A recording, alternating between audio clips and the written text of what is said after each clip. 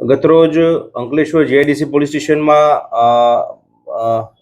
એક ગુનો દાખલ કરવામાં આવ્યો છે, જેમાં કલમ 308(2), 308(5), 352, 351(2), 351(3), 54 તથા ગુજરાત નાણાં ધીરધાર અધિનિયમની કલમ 40, 42A તથા 42DE મુજબનો આ ગુનો દાખલ કરવામાં આવ્યો છે. જેમાં હકીકત એવી છે કે જે આરોપી જે છે અફઝલ ફઝલ રહેમાન પઠાણ રહે ભરૂચ, તેઓ આ વિસ્તારમાં ભરૂચ જિલ્લામાં તથા અંકલેશ્વરના વિસ્તારમાં વેપારીઓને તથા અન્ય લોકોને ઊંચા વ્યાજે પૈસા નાણાં ધીરતો હતો, પૈસા આપતો હતો. તેની પાસે કોઈ પણ પ્રકારનું નાણાં ધીરવાનું લાયસન્સ હતું નહીં.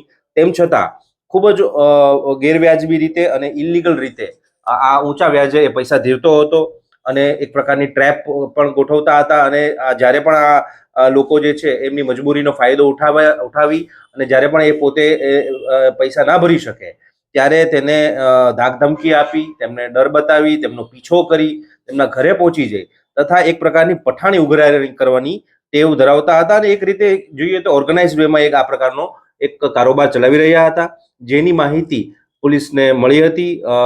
જે ફરિયાદી જે છે મોદી પરિવાર છે એ આમાં થોડું ટોર્ચર અનુભવી રહ્યું હતું અને પોલીસ પાસે આવતા પોલીસે તાત્કાલિક એક્શન લઈ તેની વિરુદ્ધ ગુનો દાખલ કર્યો છે. લગભગ 50 લાખ જેટલા રૂપિયા છે એ વ્યાજે આપવામાં આવ્યા હતા, જેમાં 45 મહિના સુધી લગભગ 2,15,000 45 હપ્તા એમ કરીને 96,75,000 તથા 15 મહિના સુધીના વ્યાજના 2,00,000 15 હપ્તા એમ કરીને 1,26,75,000 જેટલા પૈસાનો આમાં વ્યવહાર પણ અમારા ધ્યાનમાં આવ્યો છે પ્રાથમિક દ્રષ્ટિએ.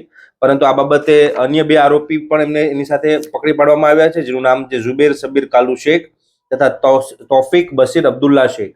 અને આ ત્રણેય આરોપીઓની અટક કરવામાં આવી છે. આ જે મુખ્ય આરોપી જે છે ફઝલ રહેમાન સૈયદ રહેમાન પઠાણ તેની વિરુદ્ધ અન્ય પણ 2 ગુનાઓ છે. 2023માં આર્મ્સ એક્ટનો ગુનો પણ એમની વિરુદ્ધ નોંધાયેલો છે અને 2019માં પણ એક ગંભીર ગુનો 452, 323, 504, 506(2) હેઠળનો ગુનો નોંધવામાં આવ્યો છે. તો આ પોલીસ કામગીરીમાં તેમને આઈડેન્ટિફાઈ કરીને તાત્કાલિક અટક કરવામાં આવી છે. આરોપી ખૂબ રીઢા હોય અને વારંવાર ગુનાહિત પ્રવૃત્તિ કરવાવાળા હોય. પોલીસે કડક કાર્યવાહી કરી છે.